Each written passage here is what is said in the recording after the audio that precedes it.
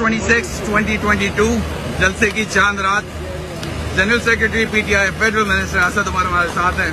तो क्या कहेंगे, क्या लग रहा है आज का माहौल देखे? सर माहौल तो इधर सिर्फ यहाँ नहीं है, माहौल इस वक्त पूरे पाकिस्तान में चार्ज है। मेरे पास तो तस्वीरें आ रही हैं, वीडियोज आ रहे हैं सारे पाकिस्तान से। तो मुझे तो इस वक्त परेशानी यहाँ पे आके जो सबसे बड़ी परेशानी, मैंने भी आमिर कियानी को फोन किया है कि इधर मखलूक की तरफ फिट कैसे आएगी। जितना बंदा इस वक्त पाकिस्तान से आ रहा है यहाँ पे, मुझे तो सबसे बड़ी परेशानी है कि सारे ये फिट किधर रहेंगे। अच्छा, ये वैसे मुझे लगता है कि पिछले 10 to 12 डेज का जो टर्न अराउंड है support of PTI and Imran Khan, ये हुआ क्या? मुझे तो जादू लग रहा है। देखिए दो चीजें उसके अंदर, एक तो ये मैं समझा के थक गया, पीटीआई का वोटर पढ़ा लिखा वोटर है।